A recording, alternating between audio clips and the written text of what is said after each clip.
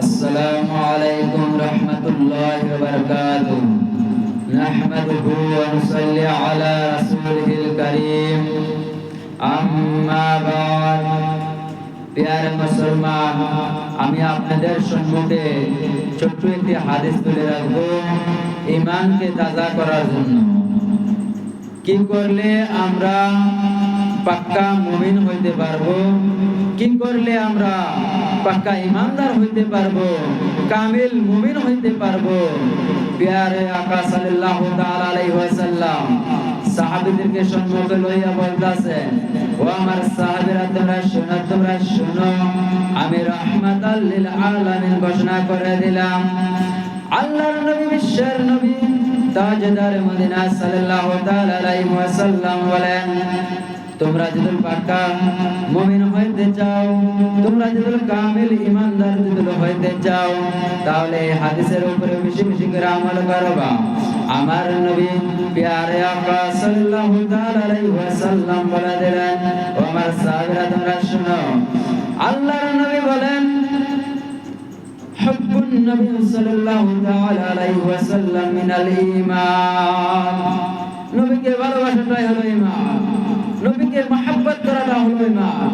নবীকে যদি আমরা ভালোবেসে যাই, নবীকে যদি আমরা মহব্বত করে যাই, তাহলে আমরা ঈমানদার হয়ে যাব, ঈমানদার হয়ে যাব।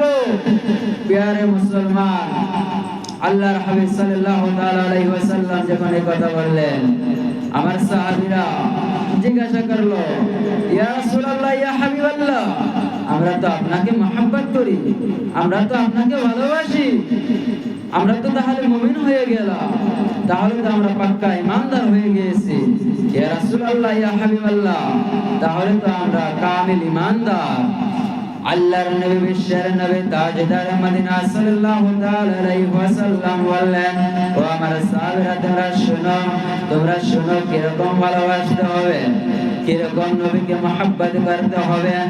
আল্লাহর নবী, বিশ্বের নবী, তাজদার মদিনা সাল্লাল্লাহু তাআলা আলাইহি ওয়াসাল্লাম বলেন, ও আমার সাহাবীরা, তোমরা শোনো, আল্লাহর নবী বলেন, লা ইয়াকুমিনু আহাদুকুম হাত্তা আকুনা হাব্বা মিন ওয়ালিদিহি ওয়া ওয়ালিদিহি ওয়ান নাসি আজমাইন।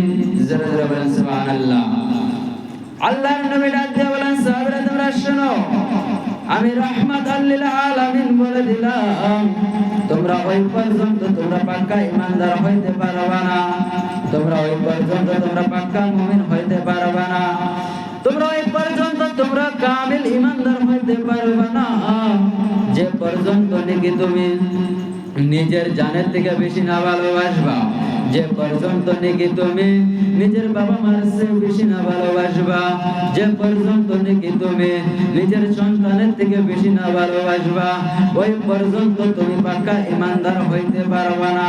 ও আমার প্রিয় মুসলমান, আল্লাহর হাবিব সাল্লাল্লাহু তাআলা আলাইহি ওয়াসাল্লাম বলে দিলেন, আমরা যদি পাক্কা ঈমানদার হইতে চাই, তাহলে সর্বপ্রথম প্রিয় আকা সাল্লাল্লাহু তাআলা আলাইহি ওয়াসাল্লামকে সবচেয়ে বেশি ভালোবাসতে হবে। প্রিয় মুসলমান, নবীকে ভালোবাসলে তাহলে আমরা মুমিন হইতে পারবো, কামিল ঈমানদার হইতে পারবো। প্রিয় মুসলমান, তে আমরা আশা করি আমরা সবাই নবীকে সবচেয়ে বেশি বেশি করে ভালোবাসবো। নবীকে ভালোবাসলে জান্নাতে, না বাসলে জাহান্নামে। প্রিয় মুসলমান, আর আমরা এই হাদিসের উপরে আমল করার জন্য চেষ্টা করব।